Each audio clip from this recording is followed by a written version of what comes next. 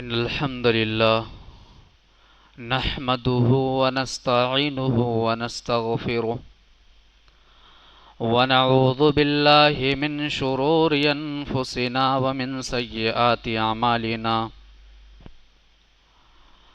من يهده الله فلا مضل له ومن يضلله فلا هادي له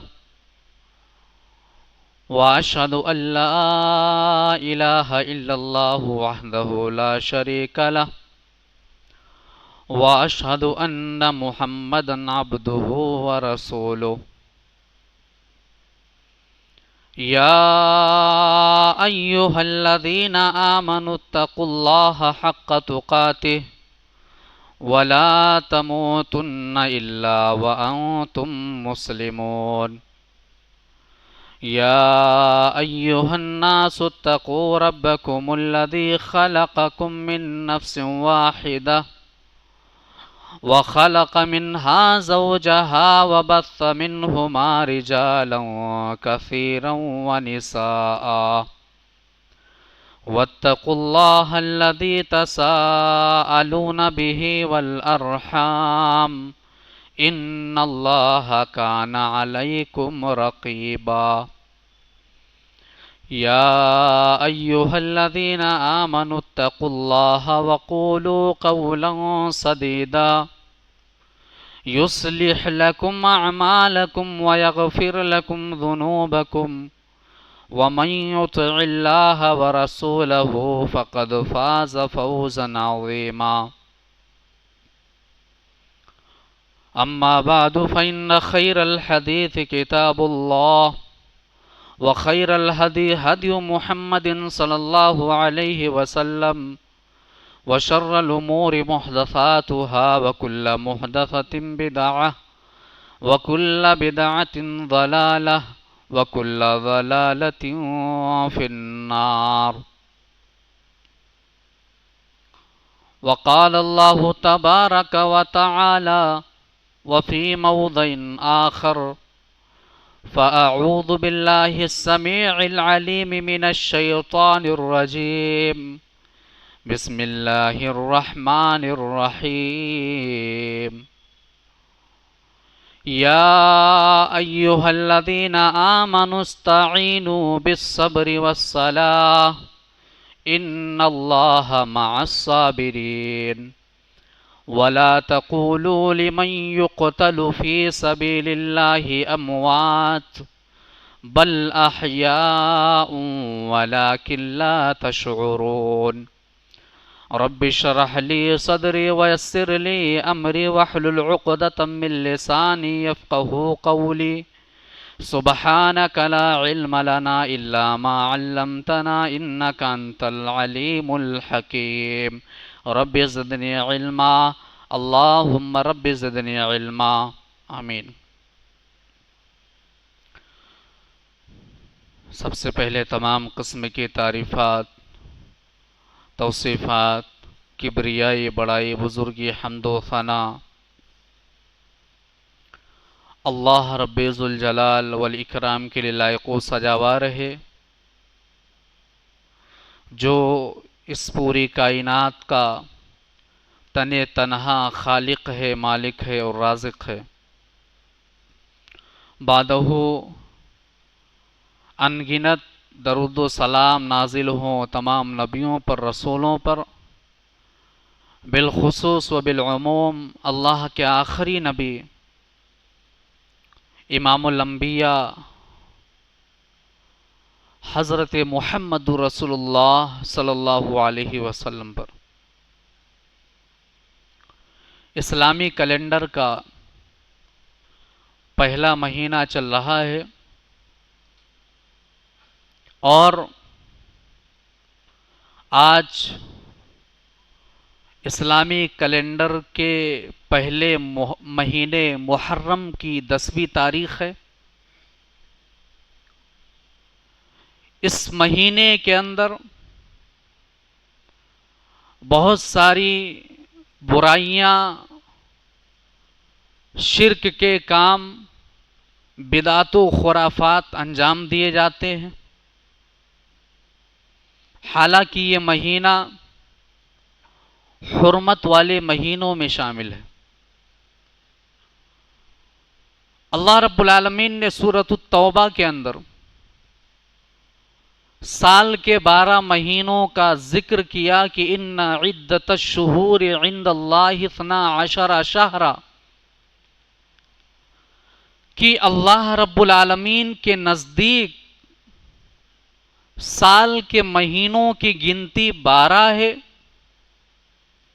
منہا اربعۃ حرم، ان 12 مہینوں میں سے 4 مہینے حرمت والے مہینے ہیں۔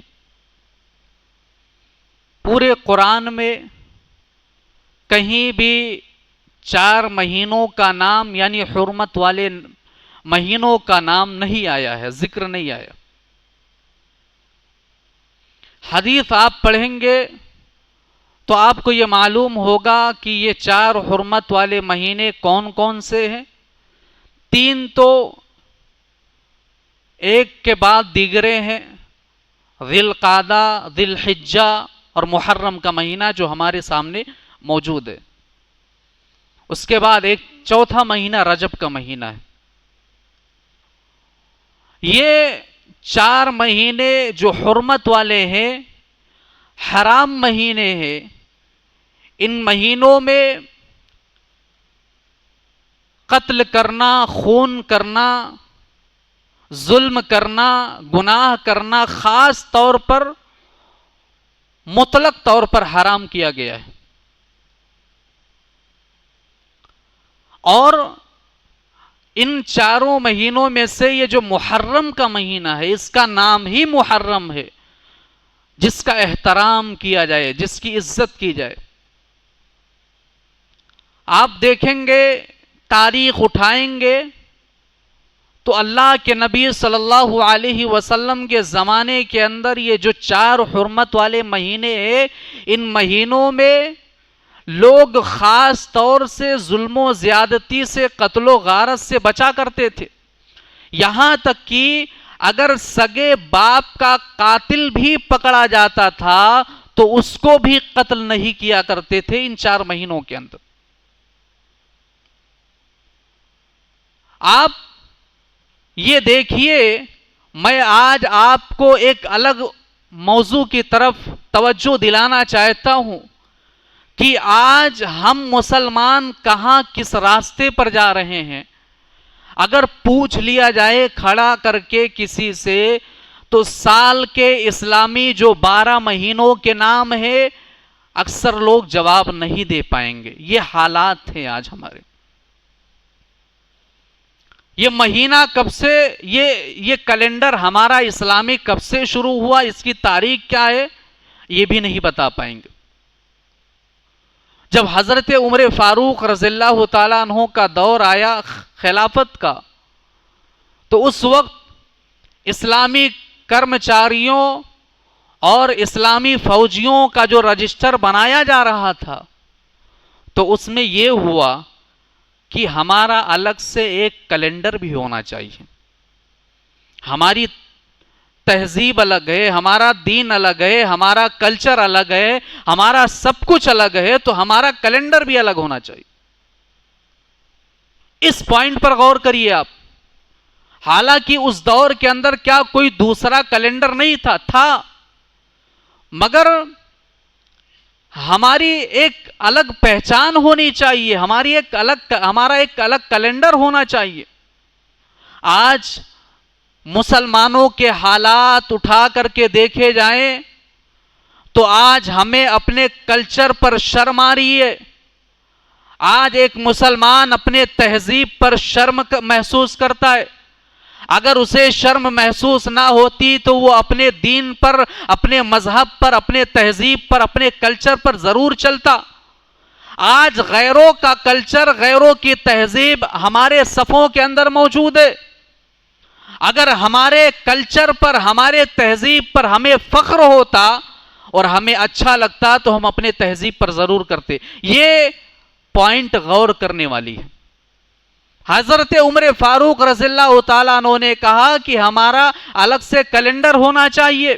صحابہ کرام کی میٹنگ بلائی گئی، مشورہ لیا گیا، بہت سارے ایسے صحابہ تھے جنہوں نے کہا کہ نبی صلی اللہ علیہ وسلم کے پیدائش سے اس کی شروعات کی جائے. بعض لوگوں نے یہ مشورہ دیا کہ نبی صلی اللہ علیہ وسلم کے وفات کی تاریخ سے اس کی شروعات کی جائے.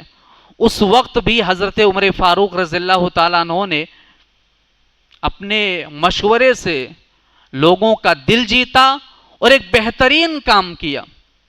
عمر فاروق نے کہا کہ جب نبی صلی اللہ علیہ وسلم ہجرت کر کے مکہ سے مدینہ آئے وہاں سے ہمارے اسلامک کیلنڈر کی شروعات ہونی چاہیے. یہ حضرت عمر فاروق رضی اللہ تعالیٰ عنہ کا مشورہ تھا اور بڑا بہترین مشورہ تھا. اس لیے کیونکہ ہو سکتا تھا کہ اسلامی کیلنڈر شروع ہونے کے بعد ہمارے دین پر ہماری شریعت پر ایک تھپا لگ جاتا کہ ہماری شریعت شخصیت پرستی کا نام ہے. نبی صلی اللہ علیہ وسلم کی پیدائش اور نبی کی وفات سے اگر شروع کیا جاتا تو یہ کہا جاتا کہ نہیں یہ دین شخصیت پرستی کو بڑھاوا دیتا ہے. مگر نہیں، جہاں سے اسلامی تاریخ کا ایک الگ پوائنٹ اور ایک الگ دور شروع ہوتا ہے عمر نے کہا کہ یہاں سے شروع کیا جائے. یہ ان کی ہوشیاری تھی اور ان کے جو مشورے تھے جو اللہ رب العالمین کو بھی پسند آیا کرتے تھے. یہ ہجرت کے دن سے، ہجرت کے مہینے سے اسلامی تاریخ کی شروعات ہوئی، کیلنڈر شروع ہوا. ہجرت کا ایک الگ معاملہ ہے، ایک الگ تاریخ ہے. چونکہ جب بات اسلامی تاریخ کی آ رہی ہے، شروع ہو چکی ہے، کیلنڈر کی شروع ہو چکی ہے، تو جہاں سے اسلام کا ایک الگ دور شروع ہوتا ہے اس پر کچھ گفتگو کر دینا ضروری سمجھتا ہوں. ہجرت کے بہت سارے اسباق ہیں کہ دین کے لیے، ایمان کے لیے، توحید کے لیے نبی نے اپنا وطن چھوڑا، نبی کے ساتھیوں نے اپنا وطن چھوڑا. یہ ایک الگ معاملہ ہے، قربانی کا معاملہ ہے. آج ہمارا معاملہ کیا ہے؟ الحمدللہ ہم سیف ہیں، محفوظ ہیں، الگ طریقے سے، آزادی طریقے سے نماز پڑھ سکتے ہیں، دین پر چل سکتے. بہت سارے معاملات ہیں ہمارے ساتھ بھی، مگر وہ ہمارے عملوں کا نتیجہ ہے. بہرحال اللہ کے نبی صلی اللہ علیہ وسلم کی ہجرت سے ایک پوائنٹ پر میں گفتگو کرنا چاہتا ہوں کہ وہ مشکل دور تھا مکہ کے اندر رہتے ہوئے صحابہ اور نبی کے بیچ. مگر اللہ کے نبی صلی اللہ علیہ وسلم جب ہجرت کرنے کا ارادہ کرتے ہیں اور مکہ سے مدینہ نکلنے کا اللہ کے نبی تیاری کرتے ہیں تو اس وقت اللہ کے نبی صلی اللہ علیہ وسلم کے حالات تھے، اس پر غور کریے آپ. اللہ کے نبی نے مکہ کی طرف نظر دوڑائی اور اس وقت اللہ کے نبی نے یہ جملے کہے تھے کہ اے مکہ آج بھی تجھ سے محبت ہے، اور اے مکہ کی سرزمین، اس روئے زمین پر سب سے زیادہ پیارا شہر اگر مجھے کوئی ہے تو اے مکہ تو ہے. لیکن کیا کروں، میں مجبور ہوں، تیرے باشندے مجھے یہاں رہنے نہیں دے رہے ہیں، مجھے یہاں سے جانے پر یہ مجبور کر رہے ہیں. اللہ کے نبی صلی اللہ علیہ وسلم آگے بڑھ رہے ہیں، مدینہ کی طرف سفر ہے. ایک انعام رکھ دیا گیا کہ محمد کو اور ان کے ساتھی کو جو پکڑ کر کے لائے گا اسے بہت بڑا انعام دیا جائے گا. اس انعام کے لالچ میں بہت سارے نکلے، مگر ایک واقعہ آپ نے بار بار سنا ہوگا، سراقہ ابن مالک کا واقعہ. وہ بھی نبی کا پیچھا کر رہے تھے. اللہ کے نبی صلی اللہ علیہ وسلم کے قریب پہنچنے والے تھے. اللہ کے نبی صلی اللہ علیہ وسلم نے سراقہ کو دیکھا کہ وہ میرا پیچھا کر رہے ہیں، مگر اللہ کے نبی نے پیچھے مڑ کر کے نہیں دیکھا، آگے بڑھتے رہے. اللہ کے نبی نے صرف ایک دعا کی، اے اللہ تو سراقہ کے لیے کافی ہو جا. اللہ کے نبی کے زبان سے یہ دعا نکلنی تھی کہ سراقہ بیان کرتے ہیں کہ میں پتھریلی زمین پر چل رہا تھا، مگر میرے گھوڑے کے پاؤں رک گئے تھے. ایسا لگ رہا تھا کہ میرے گھوڑے کے پاؤں دلدل میں پھنس گئے ہو. میں پتھریلی زمین پر چل رہا تھا مگر میرے ساتھ یہ معاملہ پیش آیا. سراقہ سمجھ گئے یہ اللہ کی طرف سے ہے، وہ اوپر والے کی طرف سے.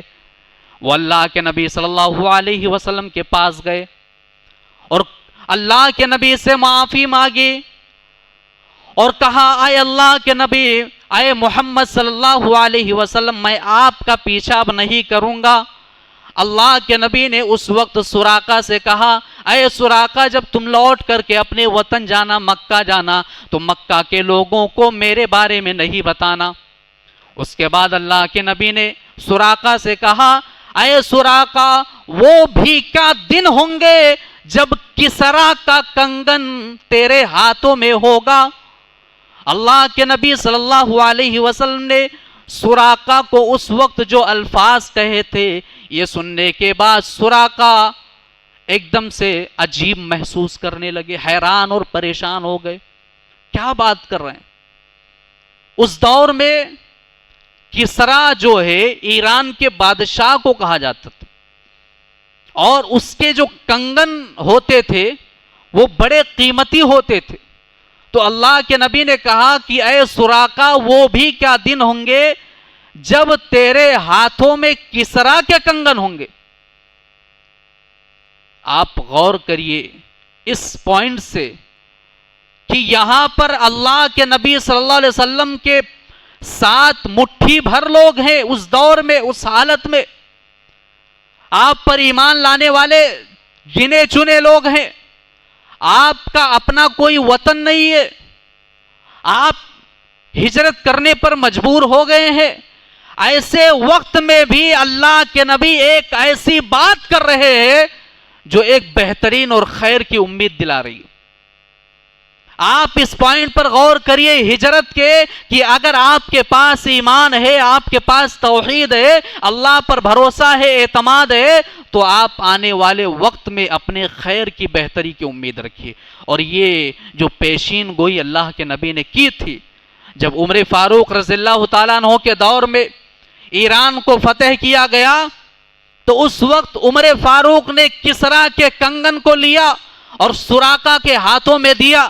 اس وقت سراقہ ایمان لا چکے تھے اور کہا کہ اے سراقہ، یہ دیکھو اللہ کے نبی صلی اللہ علیہ وسلم کی بات صحیح ثابت ہو. آج ہمارے پاس ایمان کی کمی ہے، آج ہمارے پاس توحید میں ڈول مڈول ہے، آج ہمارے پاس اللہ کے اعتماد اور بھروسے کو جس معیار پر ہونا چاہیے وہ معیار ہمارے پاس نہیں. تو اگر آپ کے پاس توحید ہے، ایمان ہے صحیح معنوں میں، تو آپ آنے والے وقت میں اپنی بہتری کی امید رکھیے. ہجرت کے اس پوائنٹ سے آپ سبق حاصل کریے.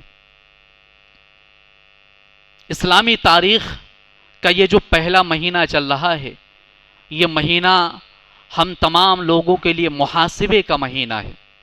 ہم اپنا محاسبہ کریں. ہمارا ایک سال ختم ہو چکا ہے، ہمارا ایک سال مکمل ہو چکا ہے، ہم دوسرے سال میں داخل ہو چکے ہیں. محاسبہ کریں ہم، ہمارے کتنے اعمال ہیں، اعمال میں کتنے نیکیاں ہیں، کتنی برائیاں ہیں. ان تمام چیزوں کا محاسبہ کرنا چاہیے ہمیں اس مہینے کے اندر. اور یہ جو مہینہ ہے بڑی فضیلت والا مہینہ. اللہ کے نبی صلی اللہ علیہ وسلم نے اس مہینے کو اللہ کا مہینہ کہا ہے، اللہ کا مہینہ کہا ہے، اور کہا کہ رمضان المبارک کے روزوں کے بعد افضل الصیام بعد رمضان، رمضان کے روزوں کے بعد سب سے بہترین روزے، افضل والے روزے شہر اللہ المحرم، اللہ کے مہینے محرم کے.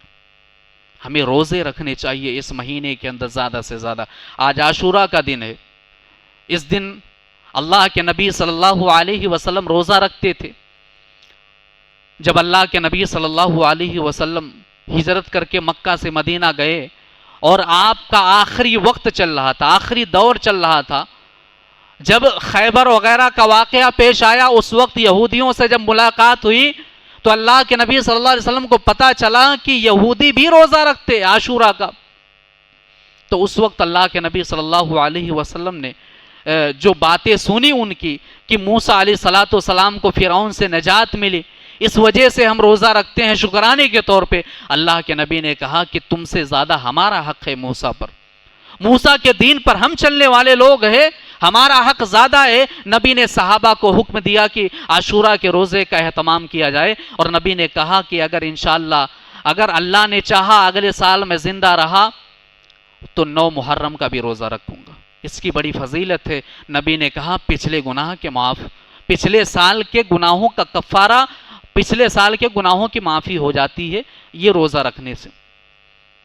یہ محرم کے مہینے میں کچھ باتیں ہیں جو ہمیں معلوم ہونی چاہیے، مگر ایک الگ پوائنٹ ہے جو آج امت کو گمراہ کیا جا رہا ہے، جو اگر دیکھا جائے امت کا ایک بہت بڑا طبقہ جس کے تمام کاموں کی بنیاد ہی کربلا کے واقعے سے ہے۔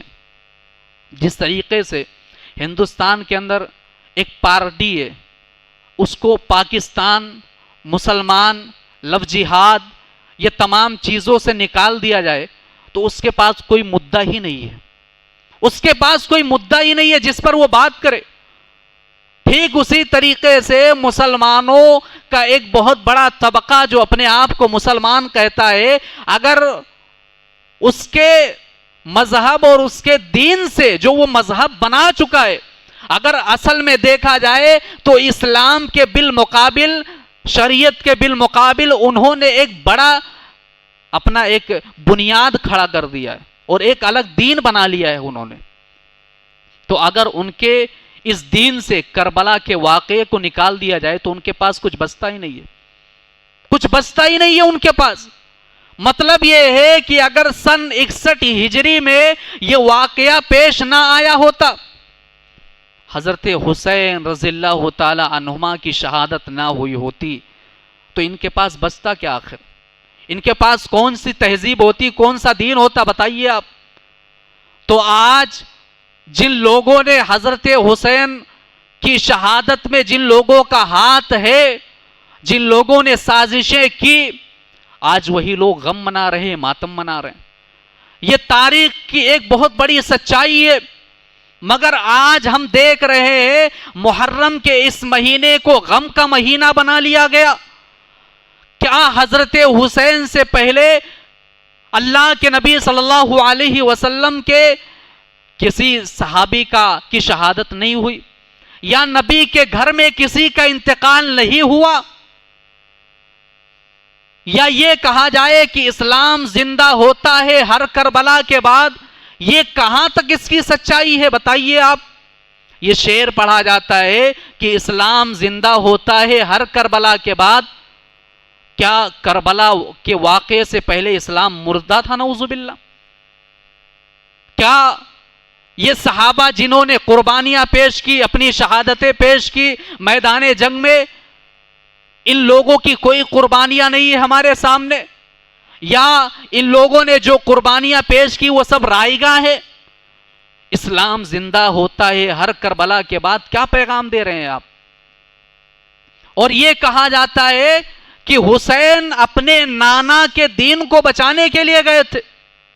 میں تفصیل میں نہیں جاؤں گا، انشاءاللہ تعالی وقت رہا ابھی اس مہینے کے اندر اور بھی جمعات باقی ہیں، تفصیلی گفتگو کی جائے گی، مگر میں پوائنٹ پر آپ کو دلانا چاہتا ہوں توجہ کہ آپ اس پر غور کریے۔ کہا جاتا ہے کہ حسین اپنے نانا کے دین کو بچانے کے لیے گئے تھے۔ تو جب حسین اپنے نانا کے دین کو بچانے کے لیے گئے تھے تو وہاں پر جب ان کو روک لیا گیا اور جب ان کو یہ پتا چلا کہ مسلم بن عقیل کو دردناک طریقے سے شہید کر دیا گیا ہے تو پھر انہوں نے واپس آنے کا ارادہ کیوں کیا؟ یعنی کہ تم حسین پر الزام لگا رہے ہو، جب حضرت حسین اپنے نانا کے دین کو بچانے کے لیے گئے تھے تو اس وقت حضرت حسین نے اپنے جو شرائط رکھے تھے ان لوگوں کے سامنے، ان شرائط کو آپ اٹھا کر کے دیکھیے، وہاں سے نکلنے کا اور مدینہ کے اندر آنے کا، واپس آنے کا جو حضرت حسین نے شرط رکھا تھا، یہ کیا ہے پھر بتائیے آپ؟ اگر حسین اپنے نانا کے دین کو بچانے گئے تو پھر واپس کیوں آ رہے تھے؟ یہ کیا باتیں ہو رہی ہے؟ آج تاریخ کو الٹ پلٹ دیا گیا ہے۔ اور دوسری چیز یہ ہے کہ حضرت حسین رضی اللہ تعالیٰ عنہ اگر مان لیتے ہیں لڑنے کے ارادے سے گئے تھے یا یزید سے مقابلے کے ارادے سے گئے تھے، تو معصوم بچوں کو لے کر کے کیوں گئے تھے؟ عورتوں کو لے کر کے کیوں گئے تھے؟ اگر یزید سے مقابلے کے ارادے سے گئے تھے، یہ ایک بہت بڑا سوال ہے۔ یہ سوال کرے تو کون کرے؟ ان لوگوں سے، یہ بے ایمانوں سے، جنہوں نے اسلام کو بدنام کیا، جنہوں نے حضرت حسین رضی اللہ تعالی عنہما کے نانا کے دین کو بدنام کیا۔ کیا ہمارے لیے صرف تعزیہ ہے، ماتم ہے؟ محرم کے مہینے میں حضرت حسین کی شہادت کے نام پر طرح طرح کی چیزیں کر لیا جائے، یہی دین ہے؟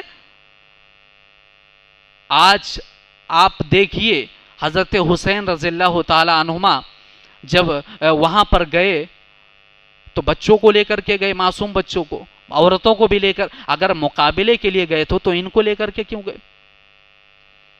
غلط بتایا جا رہا ہے آپ کو، تاریخ کو الٹا پلٹا جا رہا ہے۔ میرے بھائیوں، حقیقت یہ ہے اور ہم اہل حدیثوں کا یہ عقیدہ ہے، ہمارا یہ علل اعلان، ہماری یہ بات ہے، گفتگو ہے کہ حضرت حسین کی شہادت پر ہمیں دکھ ہے، تکلیف ہے، اور یقیناً ہم جتنی محبت کرتے ہیں حضرت حسین سے اتنی محبت تم نہیں کرتے ہو، یہ ہمارا دعویٰ ہے علل اعلان۔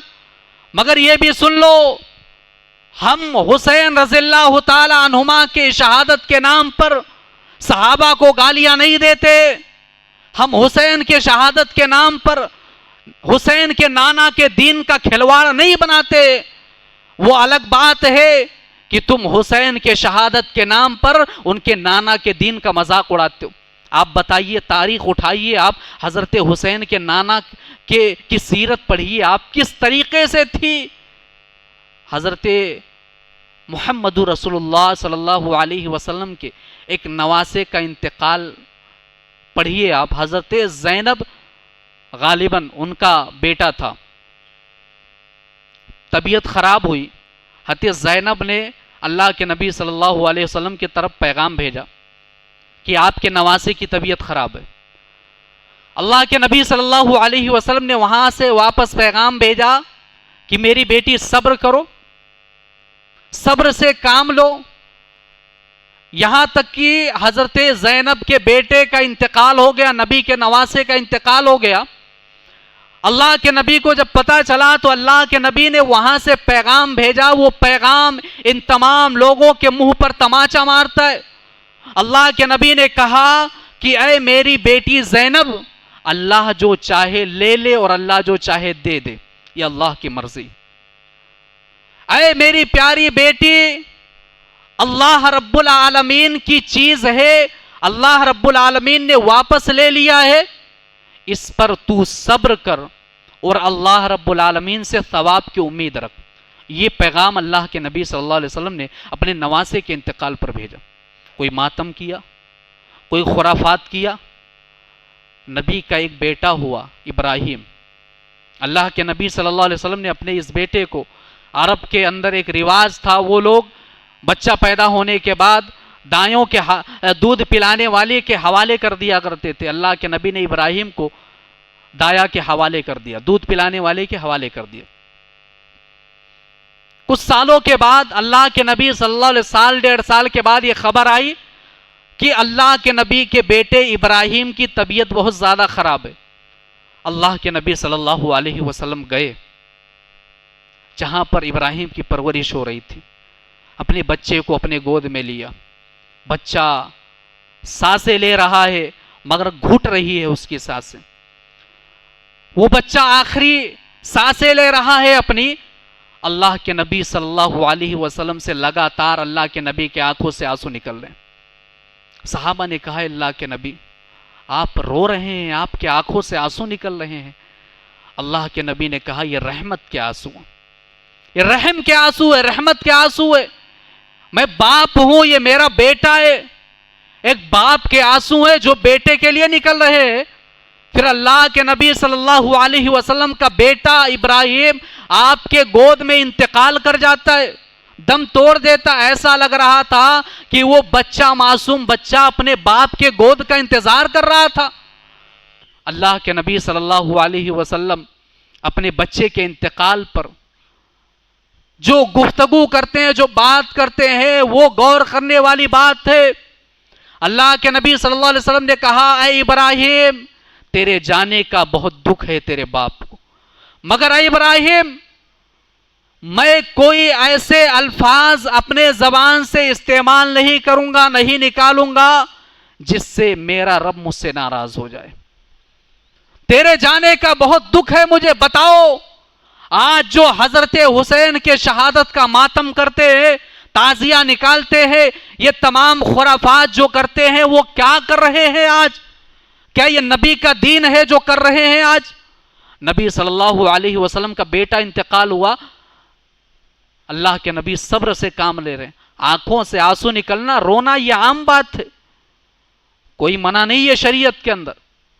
3 دن سے زیادہ آپ ایک مرنے والے کا سوگ نہیں منا سکتے شریعت کے اندر، اسلام کے اندر.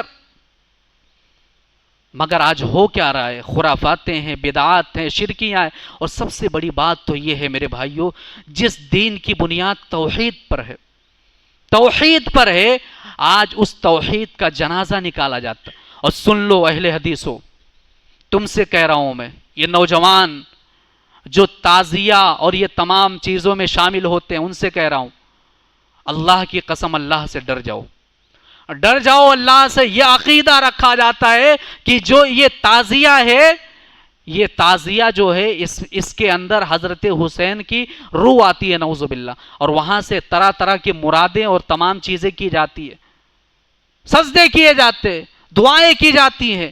جس دین کی بنیاد توحید پر ہے، اس دین کے لانے والے محمد رسول اللہ صلی اللہ علیہ وسلم کے نواسے کے شہادت کے نام پر شرکیہ کام کیے جا رہے ہیں. اور سن لو ایک بات یہ بھی کہہ دینا چاہتا ہوں، جو لوگ ان تمام مجلسوں میں شامل ہوتے، جو لوگ ان تمام مجلسوں میں شامل ہوتے، میں کہتا ہوں کہ کل قیامت کے دن جب حشر کے میدان میں تم کھڑے ہوں گے، تم تمام چیزوں کو چھوڑ دو، ایک طرف رکھ دو. حضرت حسین کی شہادت ہوئی، آج کے دن دردناک شہادت ہوئی، ہمیں تکلیف ہے، غم ہے، دکھ ہے، تمام چیزیں ہیں. مگر غم اور تکلیف کا مطلب یہ نہیں ہے کہ اللہ کو ناراض کیا جائے. مگر یہ بھی سن لو، کل اللہ کے نبی ہوں گے حشر کے میدان میں، تم بھی کھڑے ہوں گے، اللہ کا دربار ہوگا. اس وقت اگر اللہ رب العالمین تم سے سوال کرے کہ میرے نبی کے نواسے کے نام پر تم یہ تمام چیزیں کر رہے تھے، تم یہ تمام چیزوں میں، خرافاتوں میں شریک ہو رہے تھے، میرے نبی کے نواسے کی شہادت کے نام پر ڈھول اور تماشے کیے جا رہے تھے، ناچے جا رہے تھے، گانے بجائے جا رہے تھے، پانی پلایا جا رہا تھا، شربت پلایا جا رہا تھا، کیا جواب دو گے؟ تم شریک تھے.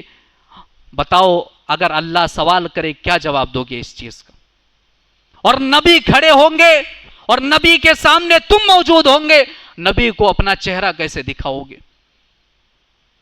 شہادت کا غم ہے، تکلیف ہے، پانی پلایا جا رہا ہے، شربت پلایا جا رہا ہے.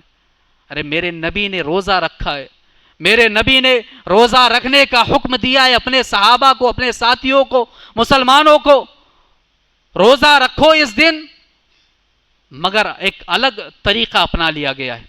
اور ایک آخری بات آپ دیکھیں گے، حضرت حسین رضی اللہ تعالیٰ عنہ کا جو یہ واقعہ ہے، اس کا ایک پہلو یہ ہے، آج جو لوگ باتیں کر رہے ہیں، ماتم کر رہے ہیں، غم منا رہے ہیں اور ایک اپنا الگ دین بنا چکے ہیں، یہ لوگ حقیقت میں اگر تاریخ کا مطالعہ کریں گے تو یہی وہ لوگ ہیں جنہوں نے حضرت حسین کے قتل میں اپنے آپ کو پیش کیا، قتل کیا، دردناک قتل کیا، شہید کیا. آپ اٹھائیے تاریخ کی کتابوں کو، آپ کو یہ معلوم ہوگا کہ حضرت حسین رضی اللہ تعالیٰ عنہ کی شہادت میں کس کا ہاتھ تھا. ایک کتاب ہے البدایہ والنہایہ، امام ابن کثیر رحمہ اللہ علیہ کی کتاب ہے. اس کتاب کے اندر آپ دیکھیں گے، حوالہ یہ ہے جلد نمبر 8 صفحہ نمبر 594۔ علامہ ابن کثیر رحمہ اللہ علیہ نے اس کتاب کے اندر حضرت حسین رضی اللہ تعالی عنہ کے الفاظ نقل کیے ہیں کہ حضرت حسین نے کہا کہ اللہم احکم بیننا وبین قوم دعونا لینصرونا فقتلونا۔ حضرت حسین رضی اللہ تعالیٰ عنہ جن لوگوں نے حضرت حسین کو قتل کیا، ان لوگوں کو مخاطب کرتے ہوئے کہہ رہے ہیں کہ اللہ ہمارے اور تمہارے درمیان فیصلہ کرے، تم ہی وہ لوگ ہو جنہوں نے مجھے خط لکھ کر کے بلایا مدد کے ارادے سے کہ آؤ ہم تمہاری مدد کریں گے، تمہارے ہاتھ پر بیعت کریں گے، اور تم لوگوں نے مجھے قتل کر دیا۔ یہ البدایہ والنہایہ کے اندر علامہ ابن کثیر نے حضرت حسین کے الفاظ نقل کیے۔ حضرت حسین رضی اللہ تعالیٰ عنہ کو خط لکھ کر کے کن لوگوں نے بلوایا تھا؟ کون خط لکھ کر کے بلا رہے تھے حضرت حسین کو؟ یہ کوفہ والے تھے۔ یہ کوفہ والے تھے، بوریاں بھر گئی تھیں خطوط سے، اتنے خط بھیجے گئے۔ اس کے بعد دوسری کتابوں کے اندر آپ دیکھیے کہ حضرت حسین رضی اللہ تعالیٰ عنہ کے بارے میں ان کے بیٹے زین العابدین کی گواہی، یہ بھی حضرت حسین کے شہادت کے جو ذمہ دار لوگ ہیں وہ ایک دم سے اجاگر ہو جاتے ہیں۔ حضرت حسین کے بیٹے زین العابدین کی گواہی، تاریخ یعقوبی جلد نمبر 1 صفحہ نمبر 235۔ حضرت حسین کے بیٹے امام زین العابدین ان لوگوں کو جنہوں نے قتل کیا مخاطب کرتے ہوئے کہہ رہے ہیں کہ تم لوگوں نے میرے باپ کو مارا ہے، میرے والد کو مارا ہے، اور تم لوگوں نے میرے والد کو دھوکہ دیا ہے، دھوکے سے میرے والد کو بلایا اور اس کے بعد میرے والد کو تم لوگوں نے قتل کر دیا۔ یہ حضرت امام زین العابدین کن لوگوں سے کہہ رہے ہیں؟ کوفہ والوں سے کہہ رہے ہیں۔ تو حقیقت میں حضرت حسین کے قاتل کوفہ والے ہیں، جن لوگوں نے حضرت حسین کے والد کو بھی نہیں چھوڑا۔ یہ تمام چیزیں آپ کے سامنے موجود ہیں۔ میرے بھائیوں، اسلامی تاریخ کے اندر ہمارے درمیان بہت ساری شہادتیں ہیں۔ حضرت حمزہ رضی اللہ تعالیٰ عنہ شہید ہوئے غزوہ احد کے اندر۔ اللہ کے نبی صلی اللہ علیہ وسلم کے اور صحابہ، مثال کے طور پر حضرت عمر کو دیکھیے، حضرت عثمان کو شہید کیا گیا، حضرت علی کو شہید کیا گیا۔ ایک تاریخ آپ اٹھا کر کے دیکھیں گے تو آپ کو پتہ چلے گا کہ نہ نبی نے کبھی ماتم منایا، غم منایا، سوگ منایا۔ حضرت حمزہ کے شہادت پر اللہ کے نبی کو بہت زیادہ تکلیف ہوئی، اللہ کے نبی کو بہت زیادہ تکلیف ہوئی حضرت حمزہ کے شہادت پر۔ حضرت حمزہ کو قتل کرنے والا وحشی بن حرب جب اللہ کے نبی کے سامنے آیا فتح مکہ کے وقت، سارے لوگوں کو اللہ کے نبی نے معاف کر دیا۔ عام اعلان کیا، کہا کہ جاؤ میں نے تمام لوگوں کو معاف کر دیا۔ مگر میرے بھائیوں، تاریخ کا مطالعہ کریں گے آپ تو اللہ کے نبی نے وحشی سے کہا تھا، اے وحشی، تیرا جو جرم ہے تو وہ بہت بڑا ہے، میں تجھے دیکھتا ہوں تو میرے چچا کی لاش یاد آ جاتی ہے۔ وحشی میرے سامنے مت آیا کر، میرے آنکھوں کے سامنے مت آیا کر۔ اللہ کے نبی نے وحشی کو بھی معاف کر دیا، مگر اللہ کے نبی نے اپنے چچا حضرت حمزہ کے شہادت پر اتنا بڑا دکھ کا اظہار کیا، کہا میرے سامنے مت آیا کر، میرے چچا کی لاش یاد آ۔ کیا کبھی نبی نے اپنے چچا کا غم منایا، ماتم کیا؟ بتاؤ آپ۔ یہ تمام چیزیں ہمارے سامنے موجود ہے۔ محرم کا مہینہ غم کا مہینہ نہیں ہے، محرم کے مہینے میں زیادہ سے زیادہ روزے رکھے جائیں، یہ تمام چیزیں کرنے کے کام ہے۔ نیکیاں کرو، اپنے اعمال کا محاسبہ کرو میرے بھائیوں۔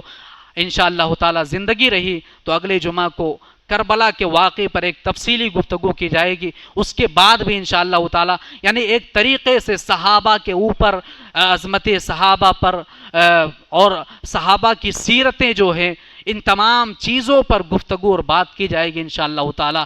میں بس اتنا کہنا چاہتا ہوں کہ آج نبی صلی اللہ علیہ وسلم کے پیارے اور چہیتے نواسے حضرت حسین کہ شہادت کا دن ہے، یقیناً ہمیں دکھ ہے، تکلیف ہے، ہم دعا کریں گے اللہ حضرت حسین کے درجات کو بلند فرمائے، ان کے شہادت پر اللہ رب العالمین انہیں بہترین بدلہ عطا فرمائے۔ میرے بھائیوں، ہمیں ان سے بڑی محبت ہے، بڑی محبت ہے۔ اللہ کے نبی صلی اللہ علیہ وسلم بہت زیادہ محبت کیا کرتے تھے، یہاں تک کہ محبت کا ایک پہلو یہ بھی ہے کہ ممبر پہ کھڑے ہو کر کے اللہ کے نبی اپنے نواسوں کو اپنے گود میں لے لیا کرتے تھے۔